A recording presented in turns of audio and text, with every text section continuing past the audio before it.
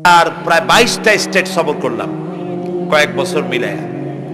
তো একবার আমার প্রোগ্রাম হলো ক্যালিফোর্নিয়া, লস অ্যাঞ্জেলেস। এখানে আমার 3 দিন প্রোগ্রাম। তারা একটা দিন আমাকে রাখলো সাইট সিন দেখার জন্য। আমাকে নিয়ে গেল লস অ্যাঞ্জেলেস থেকে সান দিয়েগো।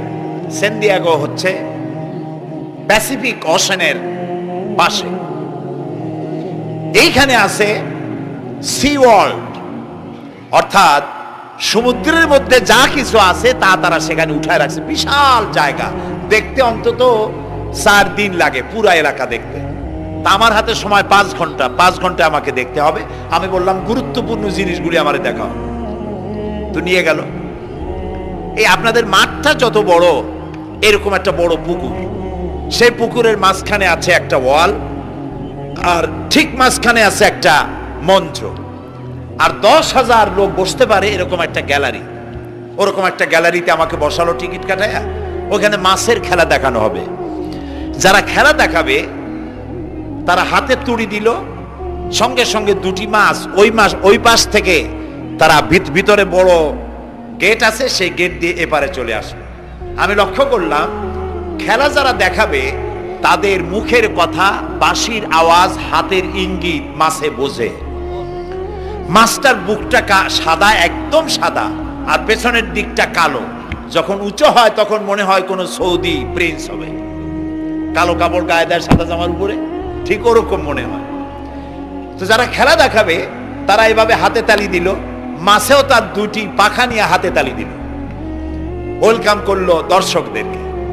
অনেকগুলি খেলা দেখালো এই মাছ। এক একটা খেলা দেখাইয়া যখন স্টেজের সামনে গিয়া মাছ হা করে, তখন বড় বড় বালতির ভিতরে ছোট ছোট মাছ আছে। এই মাছগুলি 2-3 বালতি তার মুখের মধ্যে ঢুকায় দেয়। আমার কাছে মনে হলো ওর গ্রাসটা এত বড় যে আমার মতো 12-14 জন বা 15-20 জন যদি ঢুকায়, তাহলে মাছে মনে করবে যে কোনো চেলাপুটি ঢুকছে। এর থেকে বেশি কিছু মনে করবে না। এত বড় মাছ, শ্যামু ফিশ বলা হয় ওটাকে। এরপরে দেখলাম তিমি মাছ, নীল জাতীয় তিমি, যে তিমিগুলি খুব কম পাওয়া যায় মহাসমুদ্রে, এগুলি থাকে। এক একটা নীল তিমির ওজন 5,000 টন পর্যন্ত হতে পারে। এর যে বাচ্চা হয় সে বাচ্চায় দুধ খায়। তিমি হচ্ছে স্তন্যপায়ী প্রাণী। যে বাচ্চা হইল যেদিন হয় সেদিন থেকেই বাচ্চার 50 থেকে 60 মণ দুধ লাগে। কে খাওয়ায়? সুবহানাল্লাহ। দুনিয়ার কোনো গভর্নমেন্ট খাওয়ায় না। দুনিয়ায় স্থলভাগে পিঁপড়া থেকে শুরু করে হাতি পর্যন্ত, ছোট্ট চেলা পোকা থেকে শুরু করে সাপ, বড় বড় পাইথন পর্যন্ত, টোনাটুনি পাখি থেকে শুরু করে ঈগল পর্যন্ত, নদীর ভিতরে চেলাপুটি থেকে শুরু করে তিমি মাছ পর্যন্ত অসংখ্য প্রাণী সকাল বেলায় খালি পেটে জঙ্গল থেকে, গর্তের মধ্য থেকে, বাসা থেকে, পানির মধ্য থেকে যার যার আস্তানা ছেড়ে আহারের অনুসন্ধানে শত সহস্র কোটি প্রাণী সব যার যার ক্ষুধার পেট নিয়ে বেরিয়ে যায়। আল্লাহ রাব্বুল আলামিন বলেন, সন্ধ্যা হতে না হতে সবগুলির পেট ভরাইয়া যার যার বাসায় আমি ভিড়াইয়া দেই। ইন্নাল্লাহা হুয়ার রাজ্জাকু যুল কুওয়াতিল মাতিন। খেতে দেওয়ার মালিক কে? সেই আল্লাহর এই গুণকে, এই গুণাবলীকে বিশ্বাস করতে হবে। খেতে দেওয়ার মালিক তিনি কেবলমাত্র। সন্তান হয় না, দেওয়ার মালিক কে? বলেন জোরে। হাসাবার মালিক কে? কাঁদাবার মালিক কে? সুখ দেওয়ার মালিক কে? দুঃখ থেকে উদ্ধার করার মালিক কে? হায়াতের মালিক কে? মওতের মালিক কে? ফাআলুন লিমা ইউরিদ। যা খুশি তাই তিনি করতে পারেন। সুবহানাল্লাহ বলেন। কোন?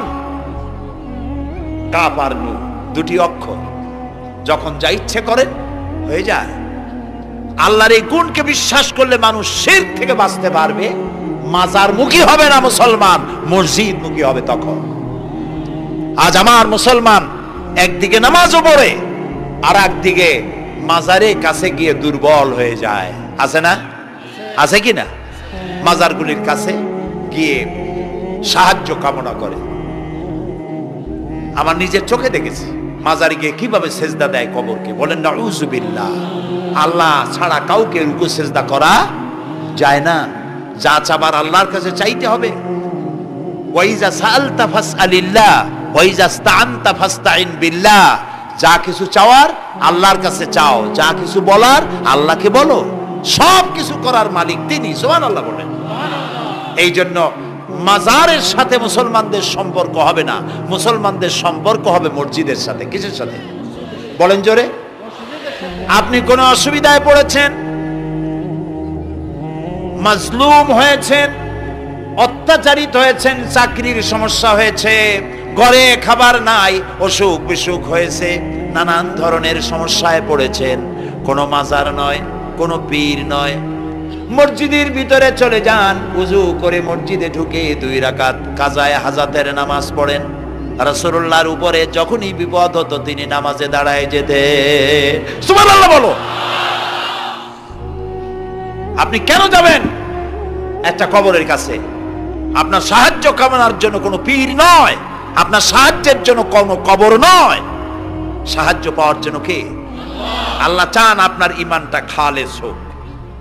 আল্লাহ তাআলা এটা বরদাস্ত করতে পারেন না যে মানুষ কারো কাছে গিয়া আরেকজনের কাছে গিয়ে নথি স্বীকার করুক। আল্লাহ সহ্য করেন না। ইন্না শিরকা লাযুলমুন আযীম। শিরক হচ্ছে মস্ত বড় জুলম, অত্যাচার। আল্লাহ সব থেকে অপছন্দ করেন কোন গুনাহ বলেন? শিরক। আল্লাহ সহ্যই করেন না। কেন করেন না? একটা যুক্তিতে আসে। যারা বিবাহ করেছেন তাদের স্ত্রী যদি স্বামীর সাথে যে ধরনের হাসি খুশি প্রেমের আদান প্রদান করে, স্বামী ছাড়া যদি আরেকজন পুরুষের সাথে এরকমের ভাব বিনিময় করে, ফোনে কথা বলে, প্রেম করে, খুব সুন্দর করে ভালোবাসা দিয়ে যদি চিঠি লেখে অন্য পুরুষের কাছে, অথবা প্রেম নিবেদন করে, তাহলে স্বামীদের অবস্থা কেমন হবে বলেন? এইটার জবাব দিতে যদি দেরি হয় তো খুবই কুলক্ষণ। হ্যাঁ, ভয়ানক হবে, ভয়ানক হয়ে যাবে। নিজের চরিত্র যতই যা হোক, বউর চরিত্র ভালো চাই। আচ্ছা বলেন তো, স্ত্রী আপনার সঙ্গে যেভাবে প্রেমের হাসি হাসে, প্রেম নিবেদন করে, ওই রকম আরেকটা পুরুষের কাছে সাথে করলে আপনার সহ্য হয় না কেন? আপনি স্ত্রীর উপরে আপনার অধিকারটা কতখানি, কি জন্যে? আপনার স্ত্রীর যে হাসি, যে মিষ্টি হাসি, যা আপনার প্রাণ কেড়ে নেয়, ওই হাসিতে আপনার কোনো অবদান আছে বলেন? তার যে টানা টানা চোখ, সুন্দর ভ্রু, মাথায় অনেক লম্বা চুল, শরীরটা সুন্দর, যৌবন, রূপ, এর ভেতরে আপনার কোনো অবদান আছে? হ্যাঁ আছে, একটু তো আছে। আপনি যে মুখ দিয়ে বউটা হাসে, সেই ঠোঁটে একটু লিপস্টিক লাগাইছেন। যে চোখের জন্য আপনি পাগল, সেই চোখে একটু কাজল লাগাইছেন। শরীরটাকে পেঁচাবার জন্য সুন্দর একটা শাড়ি কিনে দিছেন। একটা শাড়ি দিয়ে, একটু লিপস্টিক কিনে দিয়ে, চুলের একটা ক্লিপ কিনে দিয়ে, একটা ভালো শাড়ি কিনে দিয়া স্ত্রীর উপরে যদি এত অধিকার আছে যে কোনদিন মৃত্যু পর্যন্ত কোন প্রেমের হাসি, ভালোবাসার আদান প্রদান আপনি ছাড়া আর কারো সাথে করতে পারবে না, এইটা যদি আপনার অধিকার এভাবে প্রতিষ্ঠিত হয়, তাহলে এই হাসি যিনি দিলেন, এই দাঁত, এই সুন্দর চোখ, এই রূপ, এই যৌবন যে আল্লাহ তাআলা দিলেন, তার সামনে কোনো পীর অথবা কবরের সামনে যদি হাত পাতে, আল্লাহ বরদাস্ত করেন না।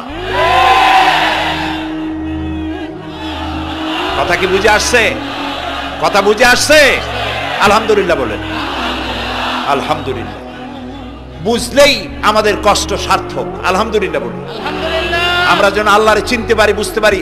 আমার বিশ্বাস করুন, কোরআন আমার সামনে, আল্লাহর কসম, কোন জীবিত পীর, কোন মৃত্যু পীর আমার ভাগ্যের ভালো বা মন্দ করার কোন অধিকার রাখে না, রাখে না, রাখে না।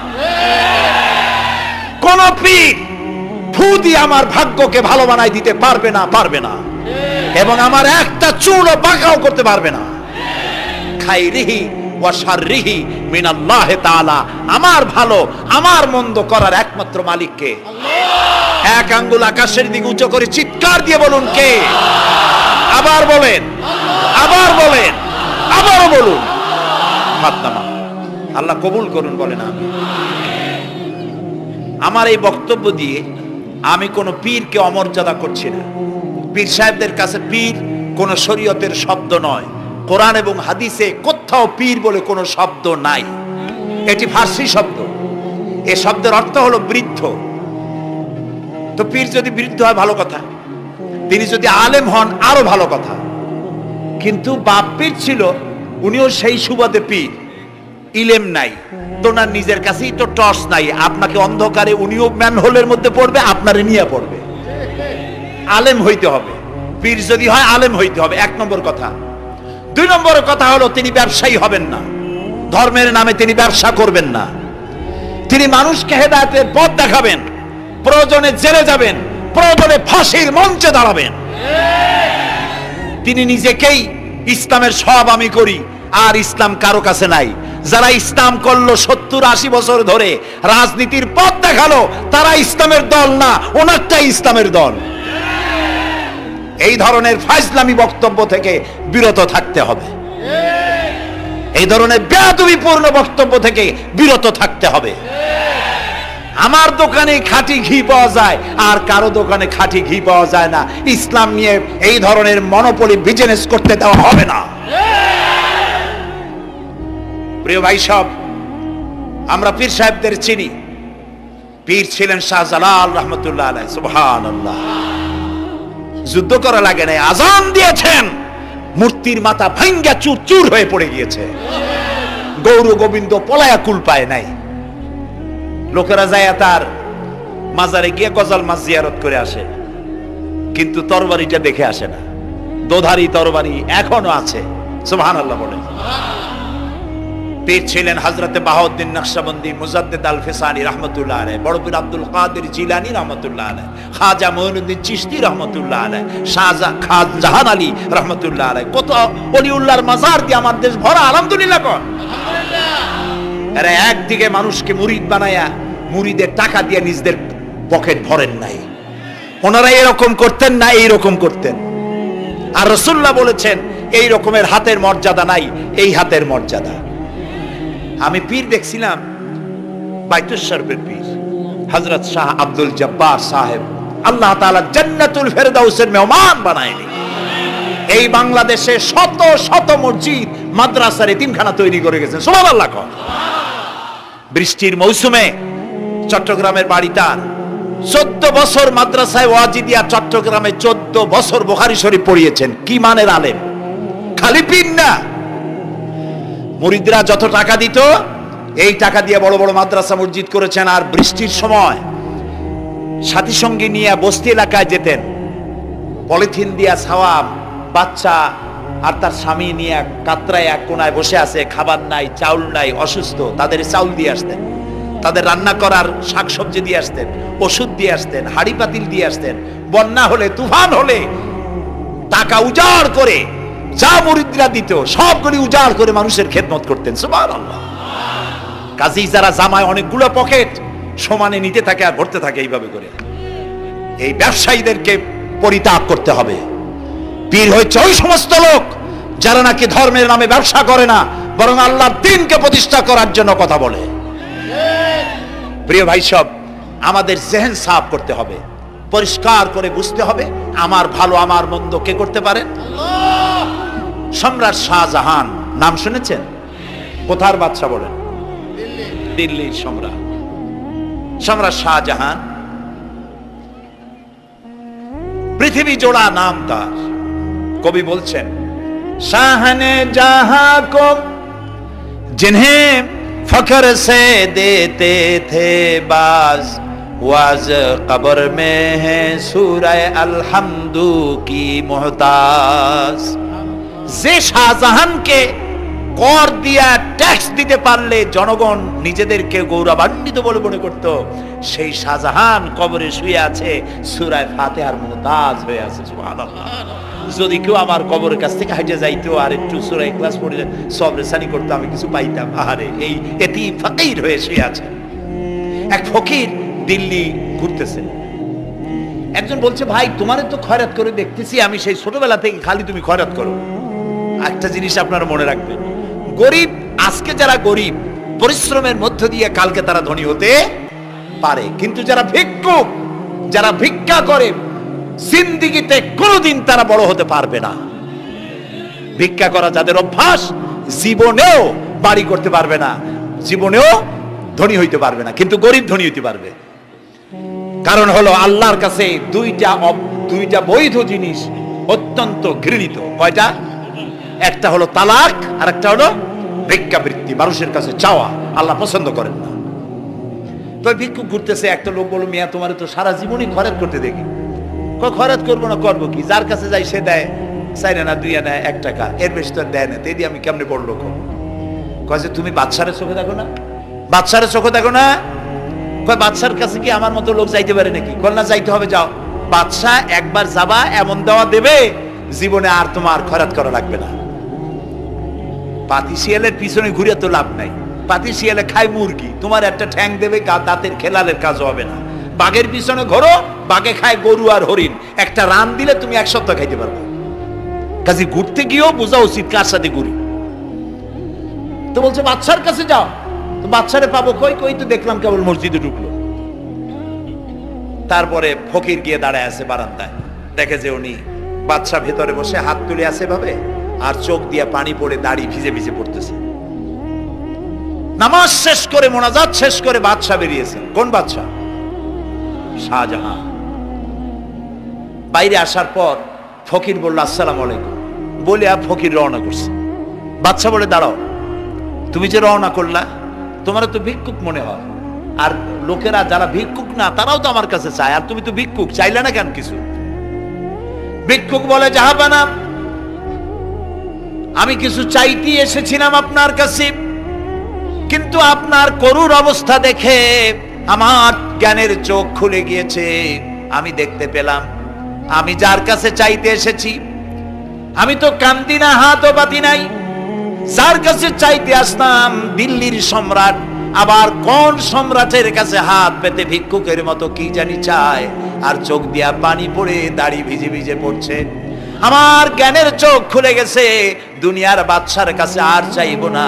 বাদশা কান্দে যে বাদশার কাছে, তার কাছেই চাইবো। প্রিয় ভাই সব, এই জন্যে জিহ্ন সাফ করে ফেলুন।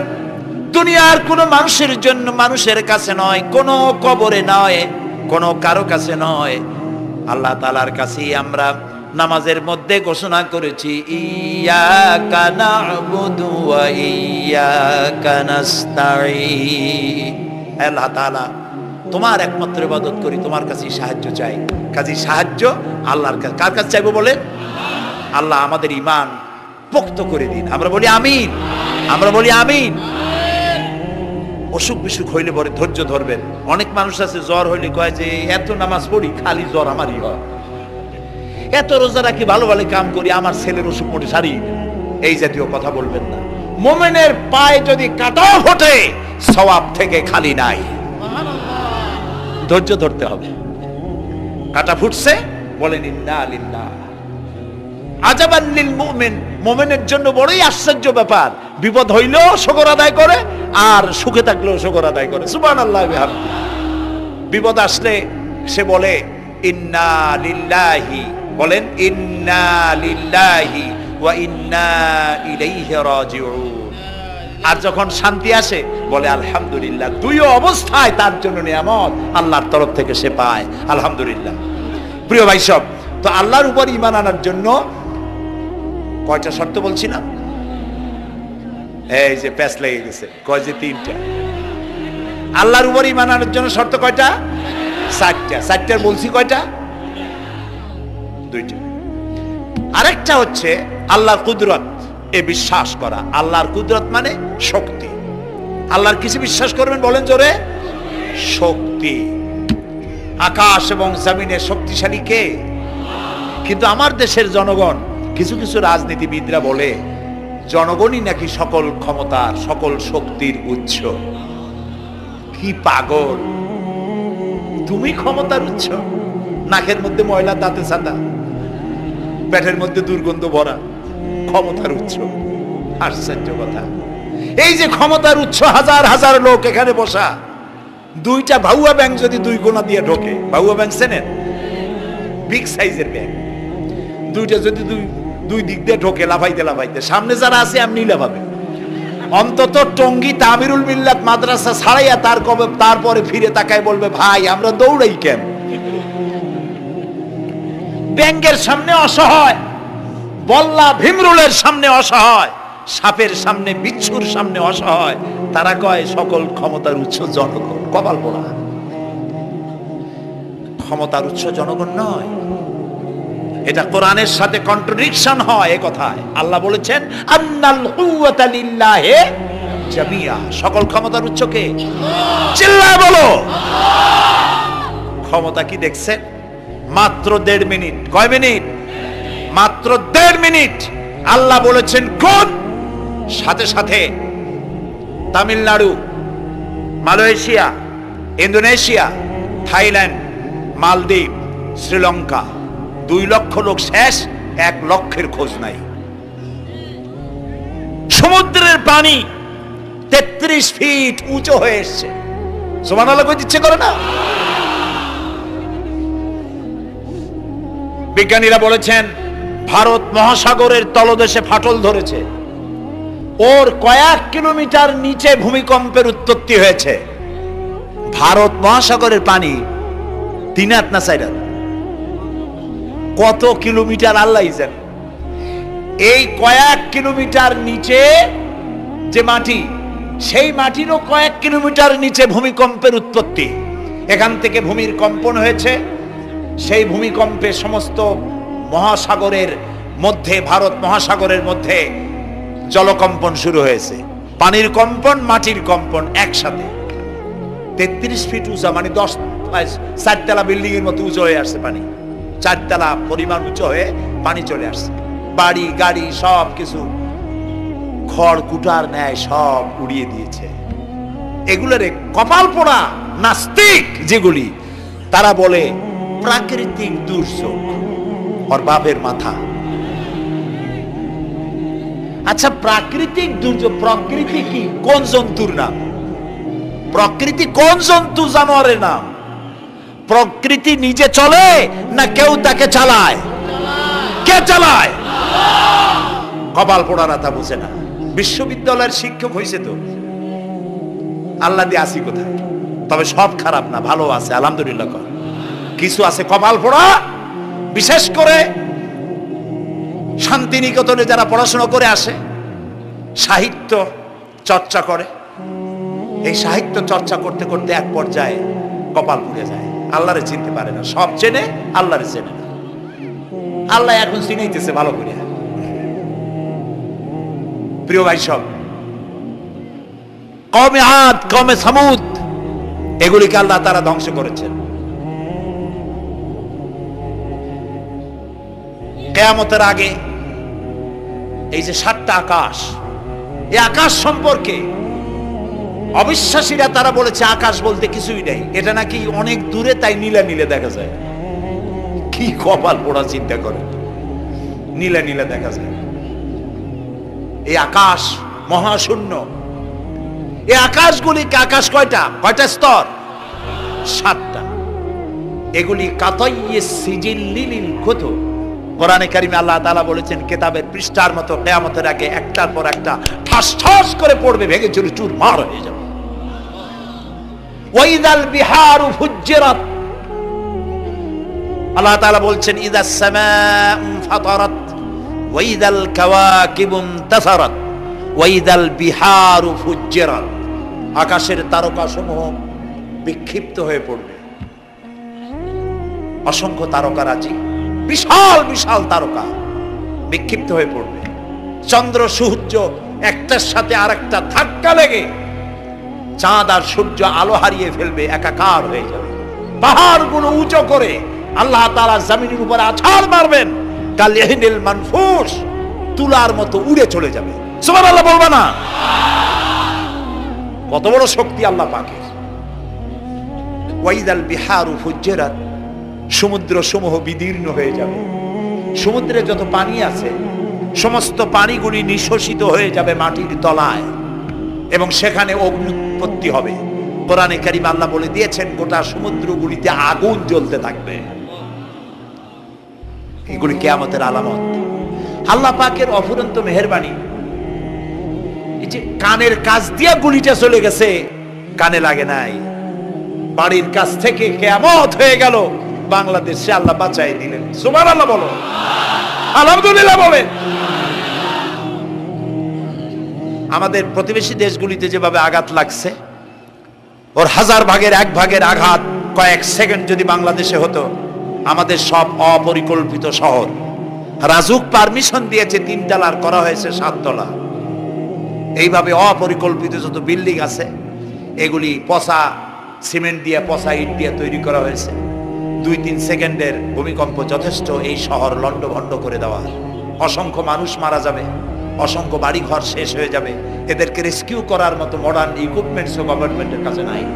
এজন্য আল্লাহর কাছে সেজদা দিয়া গুনার তওবা করতে হবে। আল্লাহ আমাদের মাফ করে দাও, আমার এই গরিব দেশটাকে কিয়ামত পর্যন্ত এই গজব থেকে বাঁচাও। প্রিয় ভাই সব, আল্লাহ তাআলার ক্ষমতার ওয়াজ আমি আজ করতে পারবো না, অনেক লম্বা হয়ে যাবে। কারণ আমাকে 3টা পুঁজির কথা তো কমসে কম বলতেই হবে, অল্প করে হলেও। শুনবেন তো? আল্লাহ তৌফিক দিক, বলেন আমিন।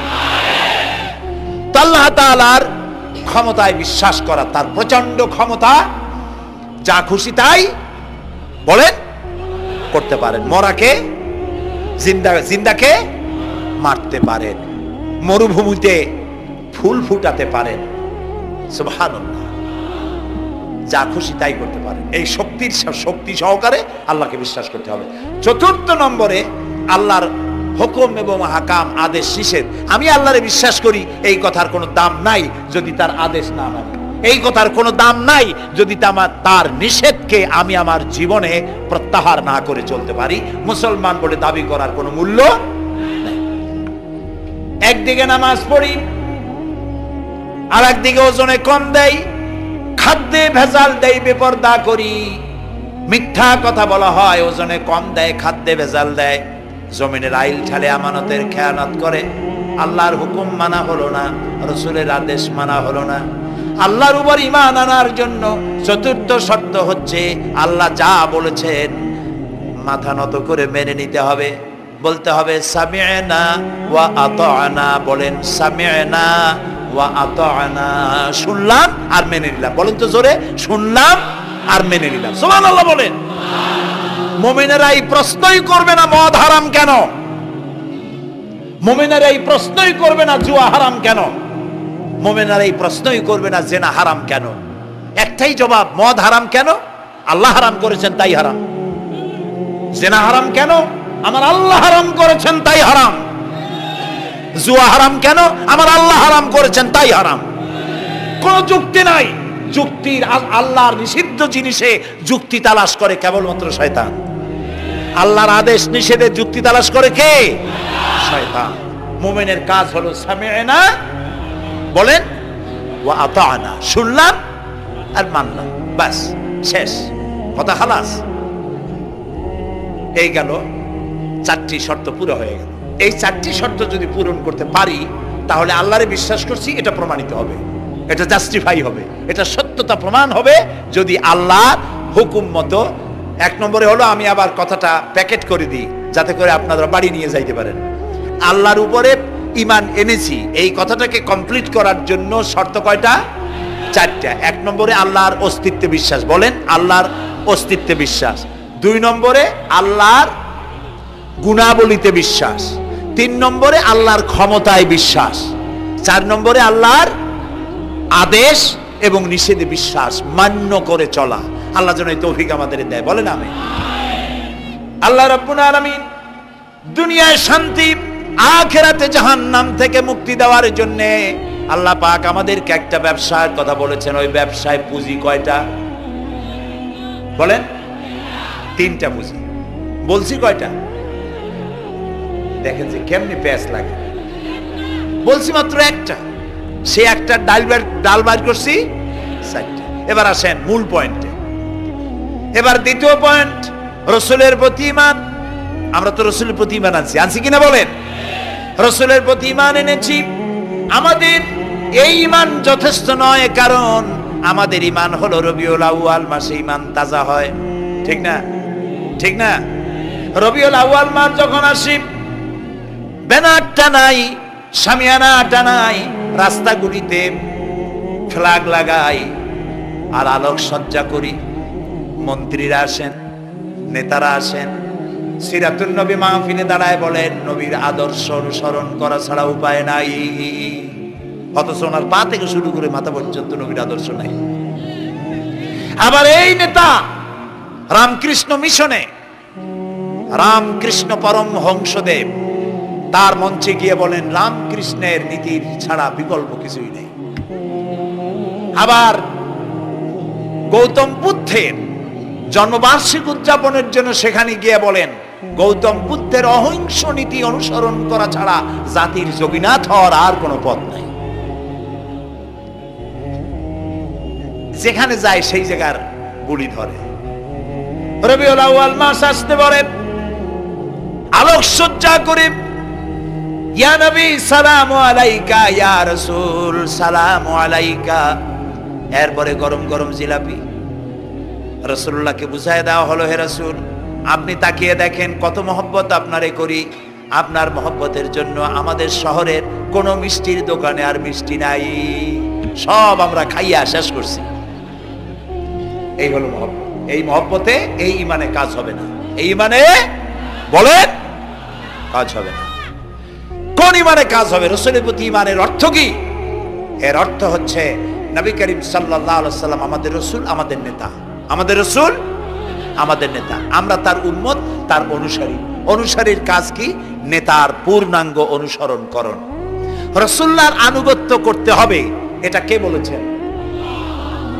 আল্লাহ রাব্বুল আলামিন সূরা আলে ইমরানের মধ্যে বলেছেন কুল ইন কুনতুম তুহিব্বুনাল্লাহ ফাত্তাবিউনি ইউহিব্বুকুমুল্লাহ ওয়া ইয়াগফির লাকুম যুনুবাকুম আল্লাহু গফুরুর রহিম। হে নবী আপনি বলুন, তোমরা যদি আল্লাহকে ভালোবাসো তাহলে তোমার কাজ হচ্ছে, তোমরা যদি আল্লাহকে ভালোবাসো তাহলে তোমরা আমার আনুগত্য করো, আমার অনুসরণ করো। কার? রাসূলের। বলেন কার? রাসূলের অনুসরণ যদি তোমরা করো, খেয়াল করে শুনতেছেন তো? আল্লাহ তাআলা বলছেন নবী আপনি বলেন তোমরা যদি আল্লাহকে ভালোবাসো, তোমাদের এই দাবি যদি সত্য হয়, তাহলে আমার অনুসরণ করো, আমার আনুগত্য করো। আমার অনুসরণ, আমার আনুগত্য করলে পরে তোমাদের কে আল্লাহ রাব্বুল আলামিন ভালোবাসবেন এবং তোমাদের तमाम জিন্দেগীর সমস্ত গুনাহ খাতা আল্লাহ তাআলা maaf করে দিবে। আমরা কি গুনাহ maaf করাইতে চাই? বলেন চাই? আসুন রাসূলের আনুগত্য করুন। রাসূলের আনুগত্য কি রকম? রাসূল যেভাবে মোস কাটছেন আমরা সেইভাবে মোস কাটব। তিনি দাড়ি যেভাবে রাখছেন আমরা সেইভাবে রাখবো। তিনি চুল কাটছেন যেভাবে সেইভাবে করব। তিনি পায়ের নখ, হাতের নখ যেভাবে কাটছেন সেইভাবে করব। তিনি যেভাবে বিবাহ করেছেন সেই সুন্নত অনুযায়ী বিবাহ, তিনি যেভাবে দেশ চালাইছেন সেইভাবে দেশ চালাবো। রাসূলের অনুসরণের অর্থ শুধু এই নয় যে তিনি যেভাবে সুরমা লাগাইছেন আমি ওইরকম সুরমা দেব, তিনি যেভাবে কদু খাইছে আমিও কদু খাবো, এইটা নয়। এটা নয়, শুধু রাসূলের আনুগত্য হবে মুরগির ফার্ম থেকে শুরু করে জাতিসংঘ পর্যন্ত,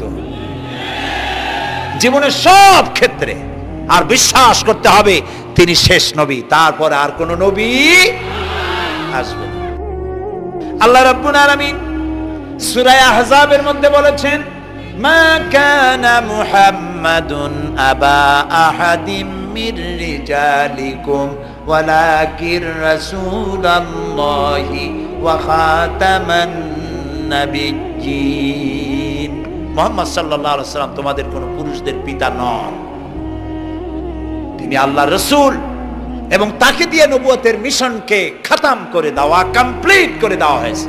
আর কোন নবী, রাসূলুল্লাহ বলেছেন লা নবিয়্যা বাদি ওয়ালা রাসূল, আমার পরে আর কোন নবীও আসবে না, রাসূলও আসবে না। কথা বুঝে আসছে? আল্লাহর নবীর পরে আর কোন নবী হবে না। আল্লাহর নবী বলেছেন একটি ইমারত তৈরি করে তার ভিতরে একটা ইট যদি খালি থাকে, একটি ইটের জায়গা যদি শূন্য থাকে, তাহলে সকলের চোখে ধরা পড়বে। ওই ইটখানা দিলে পরে বিল্ডিংটা কমপ্লিট হয়ে যায়।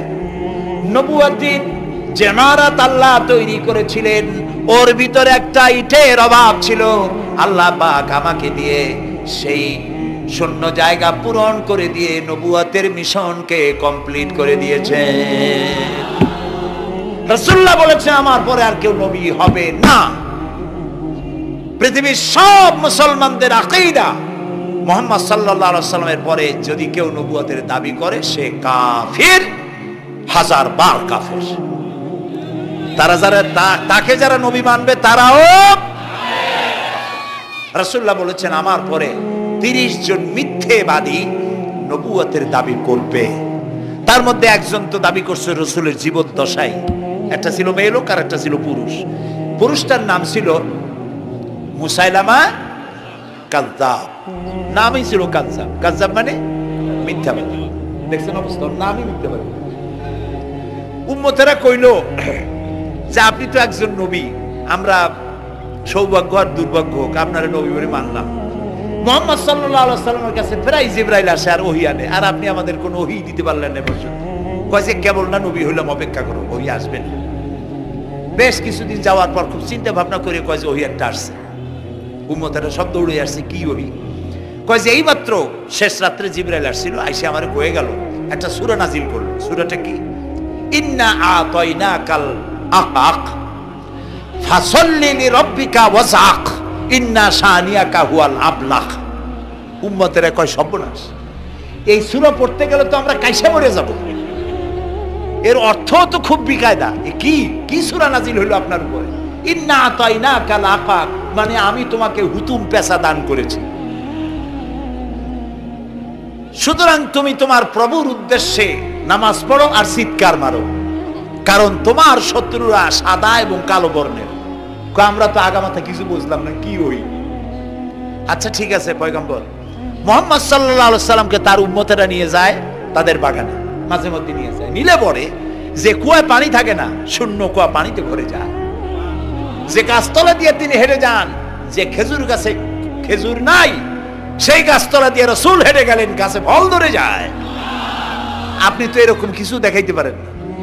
তোমরা তো আমার নেও না, চলো না যাই। নিয়ে গেছে, যাই দেখে যে কুয়ার পার দিয়ে যায়, যে কুয়ায় পানি থাকে তা থাকে না, শুকায় যায়। যে গাছতলায় দিয়ে যায় ওই গাছে খোরমা থাকলে সাথে সাথে খোরমা ঝরে যায়। উম্মতের কয় কি একটা কপাল বড় নবী পাইলাম বাকি। আল্লাহ তারে শেষ করছে দুনিয়া থেকে, জাহান্নামে চলে গেছে। সেই মহিলাটাও গেছে, সেও গেছে। রাসূলুল্লাহ বলেছেন এইরকম 30 জন মিথ্যাবাদী নবুয়তের দাবি করবে কিয়ামতের আগ পর্যন্ত। গোলাম আহমদ কাদিয়ানী, এ হলো ইতিহাসে আমরা যত পাই তার পর্যন্ত 28 জন হয়েছে। মুহাম্মদ সাল্লাল্লাহু আলাইহি সাল্লামের ইন্তেকালের পর ওকে নিয়ে হয়েছে 28 জন। কয়জন হইল? বাকি আছে কয়জন? তাই বলে কিয়ামত যে এই 2 জন হইলি আগামী বছর বা 5-6 বছরের মধ্যে কিয়ামত হবে ওইটা চিন্তা করেন না। এই পৃথিবীতে একটা লোক আল্লাহ শব্দ উচ্চারণ করার যদি থাকে, কিয়ামত সে পর্যন্ত হবে না। সুতরাং বহুত দেরি আছে কিয়ামতের। তবে ওর মতো আরো শয়তান 2 জন আসবে। গোলাম আহমদ কাদিয়ানী বলল আমি পয়গম্বর, আমি নবী, আমার উপরে ওহী আসে। তো তার সঙ্গে ওই যুগের বড় আলেম মাওলানা আতাউল্লাহ শাহ বুখারী রাহমাতুল্লাহ আলাইহি, তিনি বললেন আচ্ছা তুমি যে নবুয়তের দাবি করো, এই শক্তি তুমি পাও কই? কয় যে আমার শক্তি তো কোরআন, কোরআনের মধ্যেই আছে আমার কথা। কোথায়? কয় সূরা সফের মধ্যে আছে। ইয়াতি মিন বাদি ইসমুহু আহমদ, ঈসা আলাইহিস সালাম আমার ব্যাপারে ফোরকাস্ট করেছেন, ভবিষ্যৎবাণী দিয়েছেন যে আমার পরে একজন আসবে, তার নাম হবে আহমদ। আমি তো সেই আহমদ। মাওলানা বুখারী বলছেন বেকুব, ঈসা আলাইহিস সালাম যার কথা বলেছেন তার নাম, ঈসা আলাইহিস সালাম যার কথা বলেছেন তার নাম হলো ফকাত আহমদ, আর তোমার নাম হলো গোলাম আহমদ। তাহলে এতে করে বোঝা যায় ঈসা আলাইহিস সালাম যার কথা বলেছেন তুমি সেই আহমদের গোলাম, তো তুমি নবুয়তের দাবি করো কেন? গোলাম আহমদ কয় যে হুজুর আমার নামের আগে গোলাম বৈশা একটু সমস্যা হয়েছে, ঠিক, তো গোলামটারে যদি বাদ দেই তাহলে তার আপনি আপত্তি করতে পারেন না আমি আহমদ থাকি আর আপনি আমার উম্মত হয়ে যান। আমি আমার কথা ঈসা আলাইহিস সালাম বলেছেন। মাওলানা বুখারী বলছেন দেখো তোমার ফতোয়া অনুযায়ী তুমি বলছো নামের প্রথম অংশ বাদ দিয়া শেষের অংশ নিয়ে তোমার উপর ঈমান আনতে, তাহলে আমি আমার নাম আতা আল্লাহ, তোমার ফতোয়া অনুযায়ী আমার নামের প্রথম অংশ বাদ দিলাম, আতা গেছে, থাকছে আল্লাহ, আর আল্লাহ হয়ে বলছি তোর মতো গাধারে আমি নবুয়ত দেই নেই। এরপর এই শয়তানের মৌত হলো কোথায় বলেন, কোথায়? পায়খানার ভিতরে। এই কাদিয়ানীরা, গোলাম আহমদ কাদিয়ানী কাফের, ওরে যারা নবী বলে মানে তারাও কাফের। প্রিয় ভাই সব, পৃথিবীর 48টি মুসলিম দেশ কাদিয়ানীদেরকে নন মুসলিম মাইনরিটি হিসেবে ঘোষণা দিয়েছে রাষ্ট্রীয়ভাবে। সৌদি গভর্নমেন্ট আইন পাশ করেছে কিয়ামত পর্যন্ত কাদিয়ানীরা মক্কা মদিনায় প্রবেশ করতে পারবে না। বিগত 100 বছরের ভিতরে কোনো কাদিয়ানী মক্কা মদিনায় ঢুকতে পারে নাই। আজকে বাংলাদেশে খতমে নবুয়তের আন্দোলন নতুন কিছু নয়, দীর্ঘদিন থেকে এই উপমহাদেশে খতমে নবুয়তের আন্দোলন চলছে, এই আন্দোলন চলবে যতদিন পর্যন্ত সরকারের পক্ষ থেকে তাদেরকে নন মুসলিম মাইনরিটি ঘোষণা না করা হচ্ছে, আন্দোলন চলবেই। এদের লাশ রাস্তায় ফেলাই দিবা আর 14 কোটি মুসলমান তাকিয়ে তাকিয়ে দেখবে তা বিশ্বাস করো না। খতমে নবুয়তের আন্দোলন যারা করেন এই জাতির 14 কোটি মুসলমানের সমর্থন তাদের পেছনে রয়েছে। কাজী তাদের ব্যাপারে উচ্চবাচ্য কথা বলতে গিয়ে ব্যারিস্টার হন, আইনজীবী হন, যেই হন, খতমে নবুয়তের আন্দোলন যারা করে তাদের ব্যাপারে কথা বলতে গিয়ে মুখ সামনে কথা বলবেন। এদেশের মানুষ শহীদ হয়ে যাবে, কাদিয়ানীদেরকে বরদাস্ত করবে না। আমাদের দেশে হিন্দু, থামুন, আমাদের দেশে হিন্দু, খ্রিস্টান, বৌদ্ধ আমাদের দেশের নাগরিক অধিকার ভোগ করে না? আমাদের সমান নাগরিক অধিকার তারা ভোগ করে। কাদিয়ানীরাও হিন্দু খ্রিস্টানদের মতো নন মুসলিম মাইনরিটি হিসেবে এদেশে বসবাস করে নাগরিক সুবিধা ভোগ করবেন, কোনো অসুবিধা নাই। কিন্তু আপনি মুসলমান বলে দাবি করবেন না, শেষ নবী মানবেন না, আমরা এই ব্যাপারে কিয়ামত পর্যন্ত আপোষ করব না। কেবলমাত্র মূর্খ, দালাল, হারামখোর তারাই কাদিয়ানীদের পক্ষ অবলম্বন করতে পারে, ইমানদারেরা পারে না।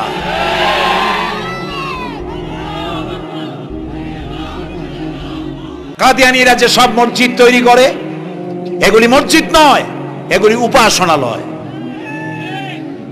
হিন্দুদের মন্দিরকে যেভাবে আমরা সম্মান করি ওদের উপাসনালয়কে সম্মান করি। কিন্তু কাদিয়ানীরা যতদিন মুসলমান নামের পরিচয় দিতে থাকবেন, আমরা আমাদের অধিকার আদায়ের জন্য সুশৃঙ্খল ভাবে গণতান্ত্রিক পদ্ধতিতে আমরা এই অধিকার আদায়ের চেষ্টা করব। খতমে নবুয়তের আন্দোলন কোনো রাজনৈতিক আন্দোলন নয়, এটি আমাদের ইমানের আন্দোলন। যারা আন্দোলন করতেছেন তারা আমাদের ফরজে কিফায়ার দায়িত্ব পালন করছেন।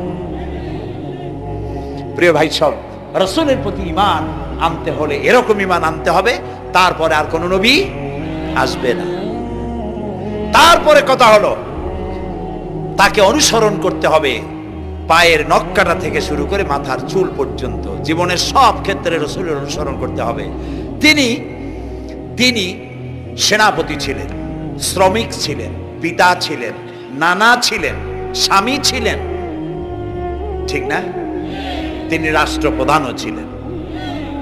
আজকে যারা ধর্ম আর রাজনীতি আলাদা করেন তারা মুনাফিক, মুসলমান নয়। তারা কি? মুনাফিক। এই জন্য আমাদেরকে মনে রাখতে হবে নবী করিম সাল্লাল্লাহু আলাইহি সাল্লাম রাষ্ট্র পরিচালনা করেছেন। যারা ধর্ম আর রাজনীতি আলাদা করে তারা মুসলমান হিসাবে আল্লাহর কাছে পরিচিত হতে পারবেন না। প্রিয় ভাই সব, নবীজি মক্কা থেকে মদিনা এলেন। মদিনা এসে রাষ্ট্রপ্রধানের দায়িত্ব পালন করলেন। আজ তিনি রাষ্ট্রপ্রধান। কোরআন হলো সংবিধান, কোরআনের আইন চালু করে দিলেন। চুরি বন্ধ হলো, ডাকাতি বন্ধ হলো, জেনা ব্যভিচার বন্ধ হয়ে গেল। মানুষ দরজা খুলে ঘুমাবার সুযোগ পেল। সুবহানাল্লাহ, সুবহানাল্লাহ। নবী করিম সাল্লাল্লাহু আলাইহি ওয়াসাল্লাম একটি সুন্দর সুখী সমাজ পৃথিবীতে চালু করে গেলেন। আজ আমাদের ভাগ্য যদি খুলতে হয়, রাসূলের অনুসরণ করি আমাদেরকে রাষ্ট্র পরিচালনা করতে হবে। ইসলাম সন্ত্রাসকে প্রশ্রয় দেয় না, ঠিক না ভাই? আমাদেরকে যারা সন্ত্রাসী বলে, ওরাই তো সন্ত্রাসের দাদা, ওরা সন্ত্রাসের জন্মদাতা। আমাদেরকে সন্ত্রাসী বলো? আমি আমেরিকায় বক্তব্য করেছি, লন্ডনে বক্তব্য করেছি, আমি তাদেরকে বলছি তোমরা আমাদেরকে সন্ত্রাসী বলো? আমাদের দেশে যাইয়া দেখো, তোমাদের এখানে সমস্ত সুপার মার্কেটগুলি সব বন্ধ হয়ে যায় বেলা 4টায়, কোনো মার্কেট খোলা থাকে না। কেন খোলো না? তোমরা সিকিউরিটি দিতে পারবে না বলে খোলো না। চুরি হবে, ডাকাতি হবে, লুটপাট হবে, এই জন্য বিকেলেই সব বন্ধ হয়ে যায়, রাতে কোনো দোকান খোলা থাকে না। যাও তো আমাদের দেশে, আমাদের তো সন্ত্রাসী বলো? গরিব দেশ। আমাদের দেশের বাবুরহাটে, নরসিংদীর কাছে বাবুরহাট, যেটাকে এই দেশের ম্যানচেস্টার বলা হয়, সারা রাত কোটি কোটি শত কোটি টাকার কাপড় চোপড় বেচা কিনা হয়, পুলিশের গন্ধ খুঁজে পাওয়া যায় না, সারা রাত বেচা কিনা হয়।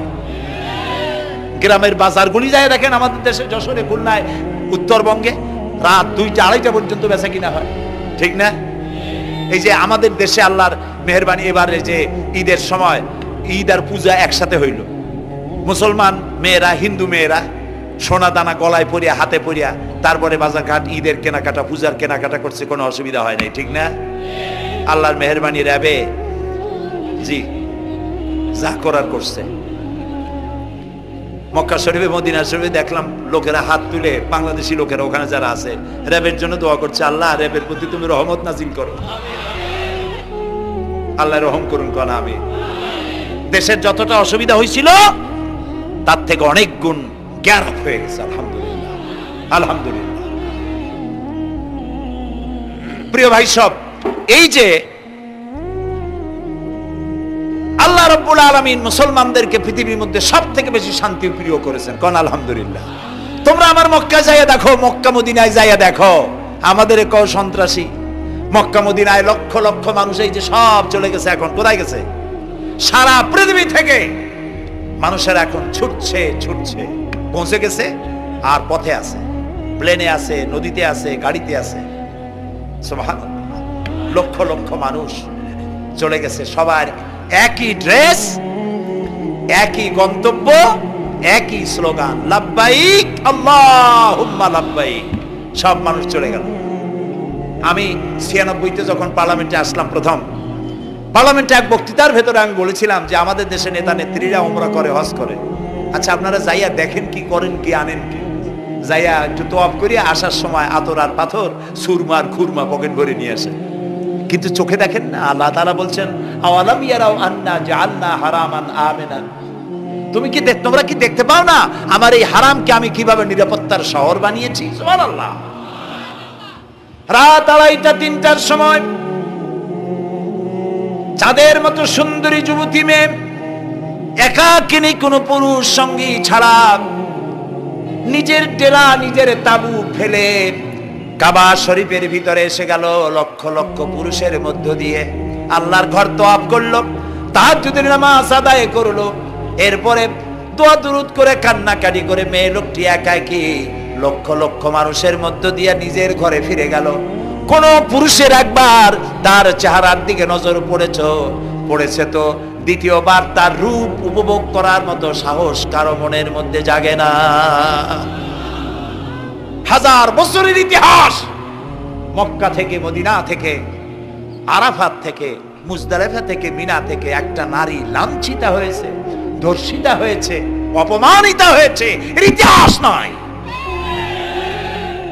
প্রিয় ভাই সব, প্রসঙ্গক্রমে এই টঙ্গী লক্ষ লক্ষ লোকেদের সমাবেশ হয়, আলহামদুলিল্লাহ বলে।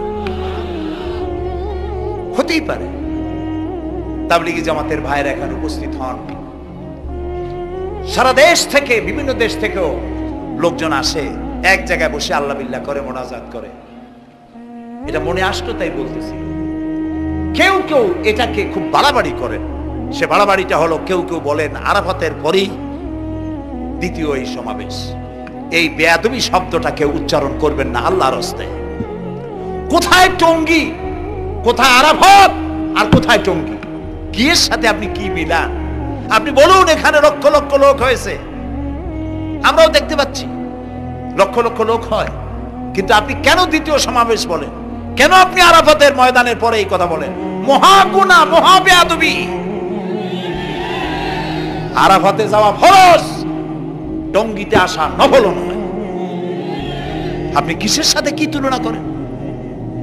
জিন্দেগিতে এই চিন্তা করবেন না। কিছু কিছু লোক আছে গ্রামের মধ্যে, অবশ্য কোনো আলেম, কোন মুরব্বীরা এইসব কথা বলেন না। মূর্খ যারা, তারা এই ধরনের কথা ছড়াইছে গ্রামে। 3 বার টঙ্গীতে আসতে পারলে 1 হজের সওয়াব হয়। বলেন নাউজুবিল্লাহ। শুধু 3 বার না, কিয়ামত পর্যন্ত লোকের এখানে আসতে থাকলে আরাফাতের ময়দানে 1 সেকেন্ডের যে সওয়াব হবে তাও হবে না। আরাফাত হচ্ছে সেই ময়দান যেখানে আদম আলাইহিস সালাম থেকে শুরু করে মুহাম্মদ রাসূলুল্লাহ সাল্লাল্লাহু আলাইহি সাল্লাম পর্যন্ত সব নবীদের চোখের পানি শুকিয়েছে। পৃথিবীর কোটি কোটি মানুষ এখানে কাঁদছে। আর আল্লাহ রাসূল বলেছেন, আল হাজ্জুল মাবরুর লাইসা লাহুল জাযাউ ইল্লাল জান্নাহ। একটা কবুল হজের সওয়াব আল্লাহর কাছে বেহেশত দেওয়া ছাড়া আর কিছুই নেই। মান হাজ্জা লিল্লাহ ফালাম ইয়ারফুস ওয়ালাম ইয়াফসুক রাজাকা ইয়াউমিন ওয়ালাদাতহু উম্মুহু, রাওয়াহুল বুখারী। বুখারী শরীফের হাদিস। রাসূলুল্লাহ বলছেন, আরাফাতের ময়দান থেকে হাজিরা যখন বেরিয়ে যায় সন্ধ্যায়, মা যেমন নিষ্পাপ সন্তান প্রসব করে, আরাফাত থেকে হাজিরা তেমন নিষ্পাপ হয়ে বেরিয়ে যায়। আল্লাহর হস্তে আপনারা এই তুলনাটা কেউ করবেন না। বলবেন অনেক বড় সমাবেশ হয়েছে, লক্ষ লক্ষ লোক হয়েছে, বাস শেষ। এটা দ্বিতীয় সমাবেশ, আরাফাতের পরে এটা দ্বিতীয় স্থান অবলম্বন করেছে। এইসব বাজে কথা আর একদিনও বলবেন না। মহাবেয়াদবি যদি কেউ বলে থাকেন, আস্তাগফিরুল্লাহ পড়ুন, পড়েন আস্তাগফিরুল্লাহ। আল্লাহ সবাইকে ক্ষমা করুন, বলুন আমিন। এখানে আসতে দোয়া কবুল হবেই, কোনো গ্যারান্টি নেই, কোনো গ্যারান্টি নাই। কিন্তু রাসূলুল্লাহ বলেছেন আরাফাতের ময়দানে দোয়া কবুল হয়। রাসূলুল্লাহ বলেছেন, আল্লাহর ঘরের কাছে দাঁড়ায়া, মুলতাজিমে দাঁড়ায়া এমন কোন দোয়া করি নাই যে আল্লাহ কবুল করেন নাই। কাজে এই সব চিন্তা করবেন না। প্রিয় ভাই সব, রসুলের প্রতি ঈমান আনতে হলে রসুলের জীবনকে জানতে হবে। রসুলের জীবন আমরা অনেকেই জানি না। বাংলা ভাষায় বহুত বইপত্র বেরিয়েছে রসুলের জীবনী সংক্রান্ত। মেহেরবানি করে কিনবেন এবং পড়বেন। রসুলের প্রতি ঈমানের অর্থ হলো রাসূলুল্লাহর পা থেকে শুরু করে মাথা পর্যন্ত সবটা আমল করা এবং তাকে মোহাব্বত করা। রসুলকে কি করবো আমরা? কি মুহাম্মদ সে ওয়াফা তূনে তু হাম তেরে হ্যাঁ, ये जहां चीज ही क्या लोह कलम तेरे हैं। মুহাম্মদ সাল্লাল্লাহু আলাইহি সাল্লামের সঙ্গে যদি তুমি মহব্বতের কানেকশন জুড়িয়ে দিতে পারো, তার অনুসরণ আর অনুকরণ যদি করতে পারো, আকাশ আর জমিন তো দূরের কথা, লৌহ কলম পর্যন্ত আল্লাহ তোমার জন্য করে দেবে। নবী করিম সাল্লাল্লাহু আলাইহি সাল্লামের উপর ঈমান আনার অর্থ হলো তার অনুসরণ অনুকরণ করা। 3 নম্বরে ওয়াতুজাহিদুনা ফি সাবিলিল্লাহি বিআমওয়ালিকুম ওয়া আনফুসিকুম। আল্লাহর রাস্তায় লড়াই করো জান দিয়া আর মাল দিয়া। কি দিয়ে কোন তো? জান দিয়া আর মাল দিয়ে। আমরা কিন্তু বলি হুজুর আসি আপনার সাথে, আপনার পিছনে আসি, জানটা দিয়ে দেব। এই মানুষেরা খুব চালাক। আপনি জান দিলে তো মাল থেকে যাবে। আগে দেবেন কি? মাল, পরে দেবেন জান। মাল দিতে হবে, জান দিতে হবে আল্লাহর দ্বীন প্রতিষ্ঠার জন্য। রাসূলুল্লাহ জীবন দিয়ে, সাহাবায়ে কেরাম জীবন দিয়েছেন, রাসূলুল্লাহ রক্ত দিয়েছেন, দান মোবারক শহীদ হয়েছে। আমি দেখেছি ওহদের মাঠে, আমি ওহদে যখন সফর করেছি, আল্লাহ বহুবার নিয়েছেন আলহামদুলিল্লাহ। আমাকে সেখানকার একজন আলেম মদিনার, তিনি আমাকে নিয়ে গেলেন ওহদে বেশ কয়েক বছর আগে। ওহদে গিয়ে দেখলাম, আমাকে দেখালো যে নবী করিম সাল্লাল্লাহু আলাইহি সাল্লামের যেখানে দান শহীদ হয়ে গিয়েছিল, দাঁত মুবারক শহীদ হয়েছে, রাসূলুল্লাহ বেহুশ হয়ে পড়ে গেছিলেন। তাকে হযরতে আবু বকর, হযরত ওমর, হযরত ওসমান এই তিনজনে উঁচু করে নিরাপদ জায়গায় নেওয়ার জন্য দৌড়াচ্ছিলেন। পাহাড়ের উপরে যখন উঠতেছিলেন, ওই তিনজন রাসূলকে খাড়ে করে নিয়ে উঠতেছেন। পাহাড় তখন কাঁপতেছিল, পাহাড় কাঁপতেছে, এত বড় কাঁপন উঠেছে পাহাড়ের। পাহাড় সেই এলাকা থেকে কাগজ কাটলে, কেচি দিয়ে কাগজ কাটলে যেমন রেজা রেজা হয়ে যায়, আমার নিজের চোখে আমি দেখলাম। তিনি আমাকে দেখালেন এই সেই এলাকা যেখানে রাসূলকে উঠানো হয়েছিল। পাহাড় আল্লাহর ভয়তে কাঁপতেছিল তরতর করে। সেই উঁচা জায়গা, একটা বিশ্রামের মতো জায়গা পাহাড়ের মধ্যে, সেইখানে তাকে নিয়ে যখন রাসূলকে যখন শোয়ানো হচ্ছিল, পাহাড় কাঁপতেছে। নবী করিম সাল্লাল্লাহু আলাইহি সাল্লাম তখন বলছেন, উসবুতি ইয়া জিবাল, উসবুতি ইয়া জিবাল, ইন্নাকা আলাইয়া নবিয়ান ওয়াস সিদ্দিকিন ওয়াস শাহীদাইন। হে পাহাড়, উসবুতি ইয়া জিবাল, হে পাহাড় থেমে যা, তোর উপর আল্লাহর নবী, তোর উপরে সিদ্দিক আর দুইজন শহীদ দাঁড়িয়ে আছে, থেমে যা। পাহাড় থেমে গেল। সিদ্দিক হযরত আবু বকর, দুইজন শহীদ তোর উপরে, হযরতে ওমর, হযরতে ওসমান রাদিয়াল্লাহু তাআলা আনহুমা। কবে শহীদ হবে রাসূলুল্লাহ আজকে বলতেছেন তোর উপরে দুইজন শহীদ দাঁড়িয়ে আছে। এইভাবে কষ্ট করেছেন নবীজি, ক্ষুধায় কষ্ট করেছেন, যুদ্ধ করেছেন। তবে সেই যুদ্ধ আক্রমণাত্মক ছিল না, ডিফেন্সিভ ছিল। আক্রমণকে প্রতিহত করার জন্য তিনি লড়েছেন। প্রিয় ভাই সব, এত কষ্ট করার পর তিনি যে দ্বীন কায়েম করে গিয়েছিলেন, আল্লাহ তাআলা বলছেন ওয়াতুজাহিদুনা ফি সাবিলিল্লাহি, আল্লাহর রাস্তায় লড়াই করো জান দিয়ে আর মাল দিয়ে আমার দ্বীনকে প্রতিষ্ঠা করার জন্য। যদি তোমরা ইসলাম বুঝে থাকো, এরই মধ্যে তোমাদের জন্য কল্যাণ নিহিত রয়েছে। সুবহানাল্লাহ বলেন, এরই মধ্যে কল্যাণ। সুতরাং শুধু টুপি মাথায় দিয়ে নামাজ পড়লেই হবে না, নামাজও পড়তে হবে, আল্লাহর হুকুম হাকাম মানতে হবে, রোজাও রাখতে হবে, হজও করতে হবে, যাকাতও দিতে হবে, স্ত্রীকে পর্দায় রাখতে হবে, আমলে আখলাকে, সিরাতে সুরাতে, চলনে বলনে, ব্যবসায় বাণিজ্যে, বক্তৃতায়, রাজনীতি, অর্থনীতি, সমাজনীতি, সব জায়গায় আল্লাহ এবং রাসূলের পূর্ণাঙ্গ আনুগত্য করার নামই হলো মুসলমান হয়ে যাওয়া। সুবহানাল্লাহ। এই মুসলমান হইতে পারবো আমরা? আল্লাহ যেন তৌফিক দেখো না। আমিন। সবাই বলেন আমিন। আমি এখন আপনাদের নিয়ে মোনাজাত করবো। মোনাজাতের আদব বসা, দাঁড়ানো ভাইয়ের একটু বসেন। এই যত মানুষ দাঁড়ায় আছেন মেহেরবানি করে একটু বসেন। আমি কিন্তু একবারও বলিনি আপনারা বসেন। দাঁড়ানো ভাইরা মেহেরবানি করে বসেন, মোনাজাত করবো আপনাদেরই নিয়ে। প্রায় 2 লক্ষ লোক মারা গেছে ভূমিকম্পে, আর 1 লাখের উপরে নিখোঁজ। তাদের জন্য দোয়া করবেন না? যে আল্লাহ আমাদের বাঁচাই দিলেন তাদের জন্য, তার জন্য দোয়া শুকর আদায় করবেন না? সুতরাং বসেন, বসতে বলছি, দাঁড়াতে বলিনি। মোনাজাতের জন্য সবাই বসেন, আর একটু জোরে সরে জিকির করেন লা ইলাহা লা ইলাহা।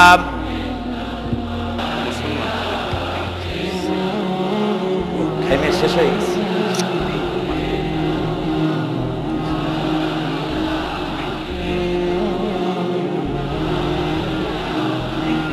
বয়স কত? 18। বাড়ি কোথায়?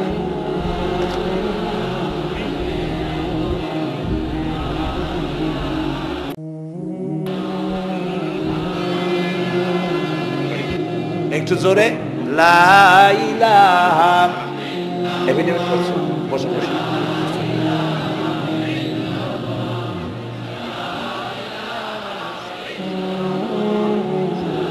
আচ্ছা, আমি তো মোনাজাতের কথা বলছি। মোনাজাত থুয়ে যদি কেউ হাঁটে তো এটা একটা বড় বদকিসমতির ব্যাপার। এত মানুষ একসাথে আল্লাহর কাছে মোনাজাতের লোক কিভাবে সামলান, কেমনে হাঁটেন? এক যুবক ইসলাম কবুল করার জন্য আসছে,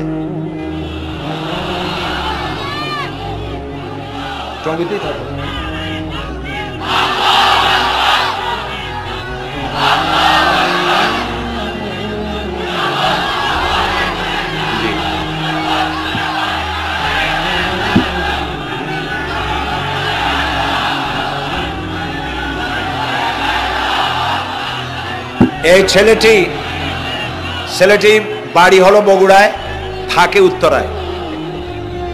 এই ছেলের বাপের নাম শ্রী সুধীর চন্দ্র সরকার, আর তার নাম হলো চঞ্চল কুমার সরকার।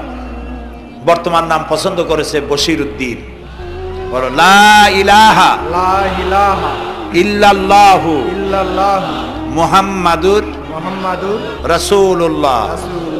আল্লাহ ছাড়া কোনো ইলাহ নাই, মাবুদ নাই, উপাস্য নাই।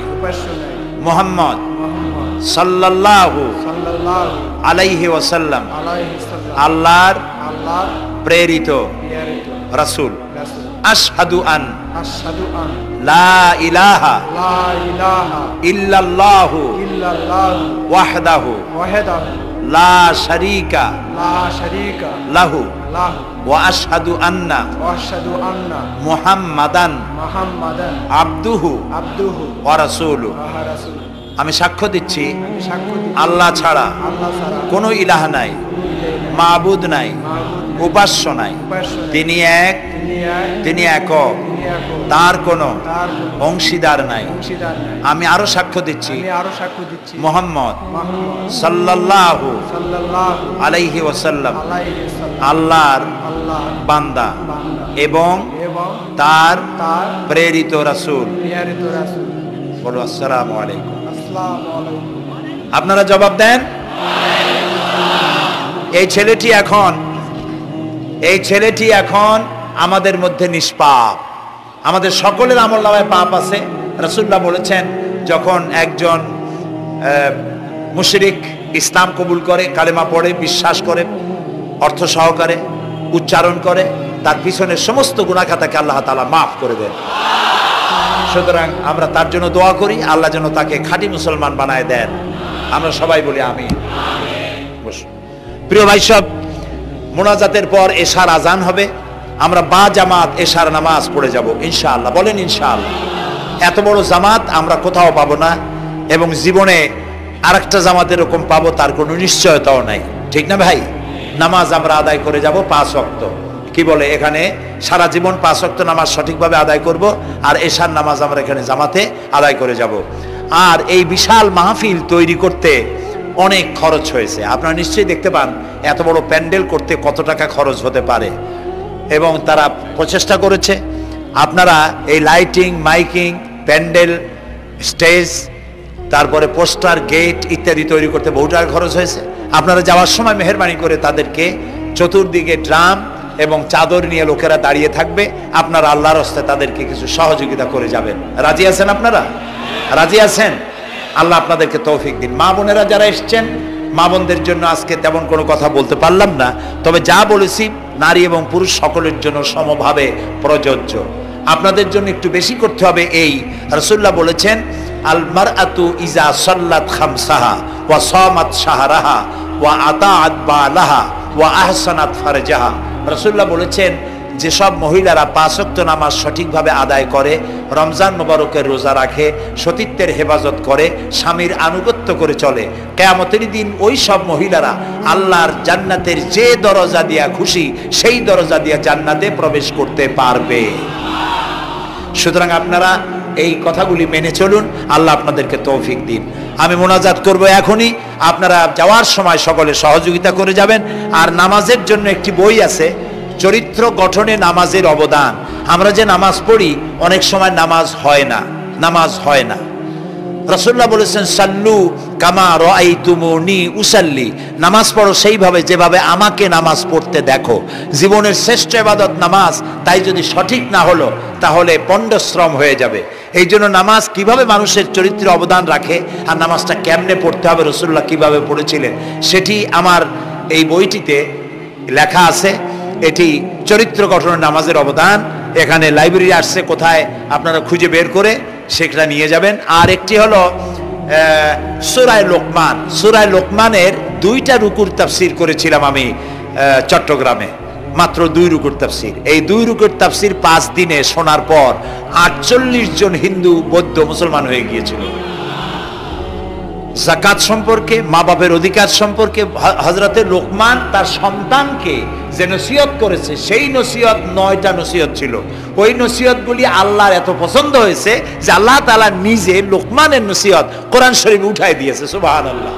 সুতরাং আমার নিজের, আমার সন্তানদের ভালো করার জন্য এই নসিহতগুলি দরকার। এটির নাম যারা ক্যাসেট থেকে উদ্ধার করেছে নাম হলো তাফসিরে সাঈদী লোকমান, এবার সূরা লোকমান। এ পর্যন্ত 4টা তাফসির বেরিয়েছে তাফসিরে সাঈদী নামে, যেগুলি আমি তাফসির করেছি চট্টগ্রামে, সেগুলি এসব বই ওখানে পাওয়া যাবে। এই বইগুলি আপনারা লাইব্রেরি থেকে, এখানে মোবাইল লাইব্রেরি এসছে ঢাকা শহর থেকে, সন্ধান করে আপনারা নিয়ে যাবেন। আল্লাহ তাআলা আপনাদেরকে তৌফিক দান করুন। যাওয়ার সময় মাহফিলকে সাহায্য করে যাবেন, আর নামাজে সালাতুল ইশা আদায় করে যাবেন। আল্লাহুম্মা আমিন। ربنا ظلمنا أنفسنا وإن لم تغفر لنا وترحمنا لنكونن من الخاسرين ربنا لا تزغ قلوبنا بعد إذ هديتنا وهب لنا من لدنك رحمة إنك أنت الوهاب أي الله تعالى হাজার হাজার মুসলিম জনতা, পুরুষ এবং নারী, আমরা তোমার দরবারে হাত তুলেছি, গুনার বোঝা মাথায় নিয়ে হাত তুলেছি। দয়া করে আমাদের জিন্দেগীর সমস্ত গুনাহ খাতাকে আল্লাহ মাফ করে দাও। আয় আল্লাহ তাআলা, আমাদের মধ্য থেকে আমাদের মা বাপ যাদের দুনিয়া থেকে বিদায় হয়ে গেল, কবরগুলিকে জান্নাতের টুকরায় পরিণত করে দাও। রব্বির হামহুমা কামা রব্বায়ানি সগীরা। সবাই পড়েন রব্বির হামহুমা কামা রব্বায়ানি সগীরা। আয় আল্লাহ তাআলা, तमाम পৃথিবীতে আজ মুসলমানেরা বড়ই বিপদে আছে। হায় আল্লাহ তাআলা, বিপদগ্রস্ত মুসলমানদেরকে তুমি সাহায্য করো রব্বুল আলামিন। ইরাকের মাজলুম মুসলমানদের হাতে ইরাকের জমিন উঠায় দাও। হায় আল্লাহ তাআলা, জালিমদেরকে তুমি নস্তনাবুদ করে দাও। আল্লাহ তাআলা, বাংলাদেশ আমাদের প্রিয় জন্মভূমি, এই দেশের উপরে তোমার খাস রহমত নাজিল করো। হায় আল্লাহ তাআলা, ভূমিকম্পে আশেপাশের দেশগুলির মারাত্মক ক্ষতি হয়ে গেল। আল্লাহ তাআলা, তুমি আমাদেরকে দয়া করে বাঁচাই দিয়েছো। কিয়ামত পর্যন্ত আসমান আর জমিনের সব মুসিবত থেকে আমাদের দেশকে তুমি হেফাজত করো রব্বুল আলামিন। আমাদের স্ত্রী পুত্র পরিজন যাদেরকে তুমি দান করেছো, সবগুলিকে দিনদার, ইমানদার, নামাজি মুসলমান বানাইয়া দাও। আয় আল্লাহ তাআলা, এই মাহফিলের আয়োজন যারা করেছেন, কষ্ট করেছেন, পয়সা দিয়েছেন এবং দেবেন, সকলকে আল্লাহ তাআলা ইমানে কামেল সকলকে দিয়ে দাও। আমাদেরকে তোমার মকবুল বান্দাদের মধ্যে শামিল করে নাও। আল্লাহ তাআলা, যারা হজে চলে গেছেন, যারা রাস্তায় আছেন যাওয়ার পথে, এবং আরো যারা যাবেন, আল্লাহ তাআলা সকলের যাতায়াত আসান করে দাও, সকলের হজকে কবুল করে নাও। যারা হজ করেন নাই, এই মাঠে আজকে যারা উপস্থিত, মন চায় যেতে, আল্লাহ তাআলা তাদেরকে যাওয়ার ব্যবস্থা করে দাও। আল্লাহ তাআলা, মা বোন যারা এসেছেন, মা বোনদের গুনাহ খাতাকে মাফ করে দাও, মা বোনদের অসুখ ব্যাধি মাফ করে দাও, তাদের কেমন আমল করার তৌফিক দাও, যাতে করে কিয়ামতে হযরতে আয়েশা খাদিজার সঙ্গে আসর নসিব হয়ে যায়। আল্লাহ তাআলা, তোমার কাছে আরেকটা দোয়া করি, আমাদের এই বাংলাদেশে যারা বোমা মারে, আমাদের এই বাংলাদেশে যারা গ্রেনেড হামলা করে, আমাদের এই বাংলাদেশে সন্ত্রাসী তৎপরতা চালায়া যারা মানুষ হত্যা করে, তুমি তাদেরকে হেদায়েত করে দাও, তুমি তাদেরকে হেদায়েত করে দাও, তুমি তাদেরকে হেদায়েত করে দাও।